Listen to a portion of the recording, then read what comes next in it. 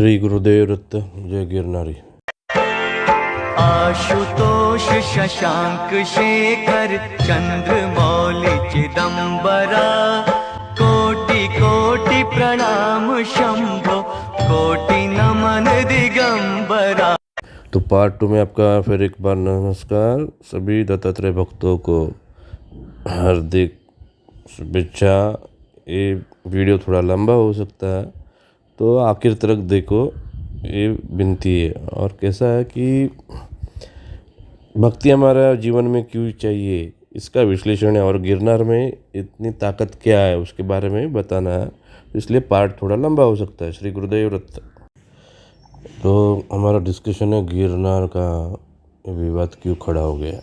तो इसके पीछे एक गंडोला का जो ऑफिस दिख रहा है ना, ये और ऊपर का जो व्यवस्था है गंडोला की, उसकी वजह से ये विवाद छुपा हुआ था वो उजागर हो गया।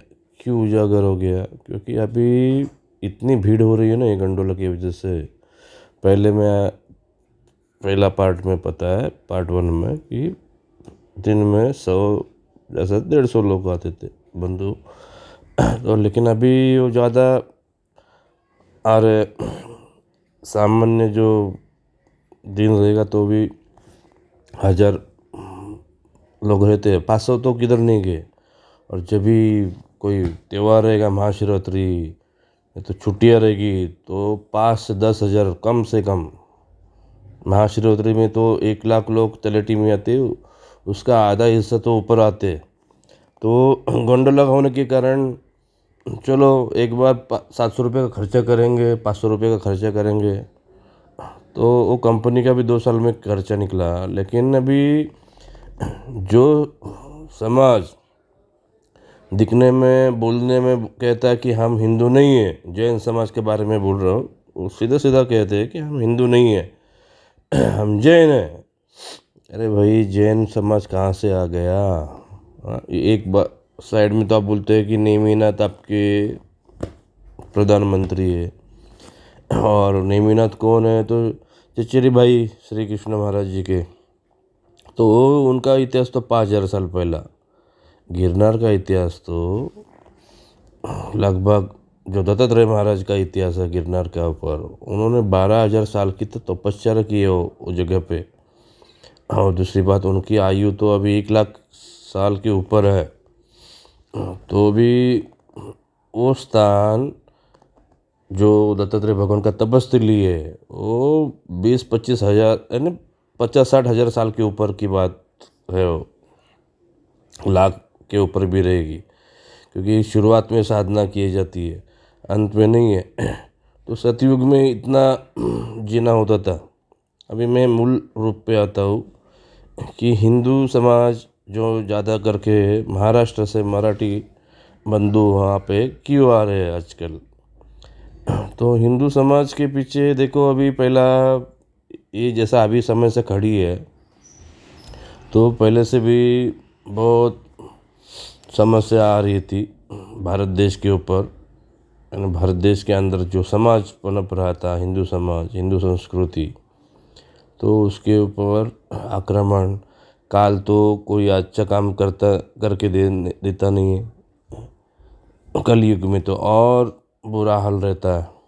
तो अच्छों का दिमाग घूम जाता है, जैसा ये जैन बंधु का घूम गया है।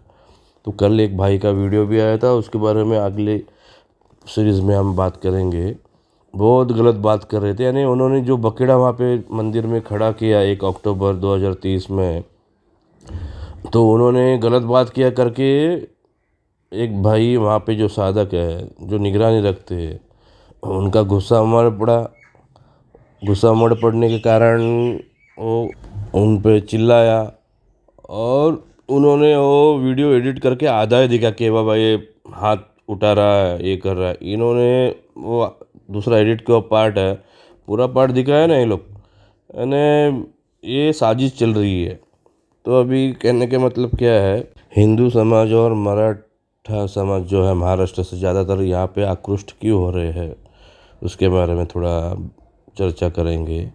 उसका कारण है, हम जो हर दिन की हम लड़ाई जो जी रहे हैं, उसमें बहुत तकलीफ रहती है। हम जो कर्मयोग करते तो उसमें भगवान ने ध्यान छुपाया है, लेकिन वो आउटपुट सबको समान नहीं आता ना। 24 घंटा तो सबको दिया है, आउटपुट सबको समान नहीं आता है। लेकिन जो जो बंदों को तकलीफ़ होती थी उससे, उनका भाग्य से जो ये स्थान पे पहुंचता है ना, तो उसको अच्छा अनुभव आने लगा। अच्छा अनुभव आने के कारण आने का सिलसिला बढ़ गया।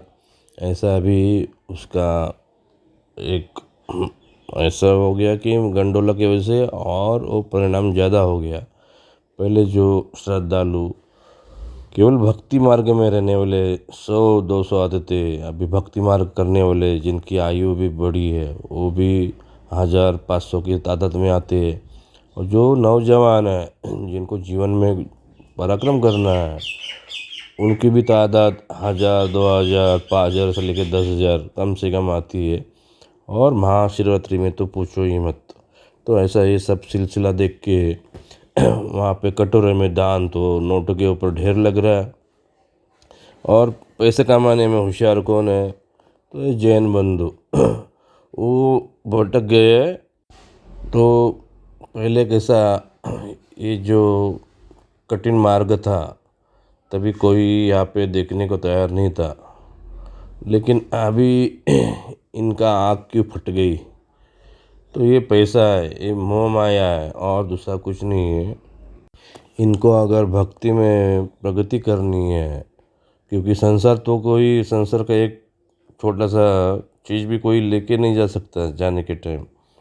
तो कोई कोई जो विवेक आता है, कोई समझदार है, उसको समझ में आता है बाबा भक्ति मार्ग में खरी प्रगति है, तो वो यह स्थान पे आ सकता है। वो भले जैन हो, हिंदू हो, नहीं तो और भी कोई रहेगा, वो इंसान होने के जो प्रयास करना चाहता है ना, वो इस स्थान पे आके खुद को बुलंद कर सकता है।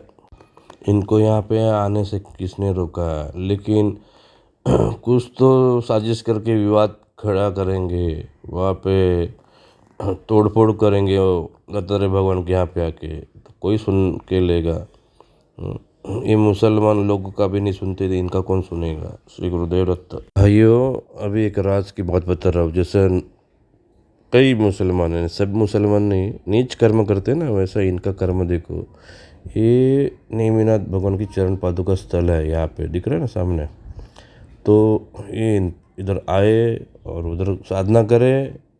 जैसा हिंदुओं ने स्थान को उजागर किया, सब नौजवान वहाँ पे आ रहे, लाभ क्यों ले रहे? अनुभव आ रहा करके लाभ ले रहे। अभी पैसा से क्या होगा?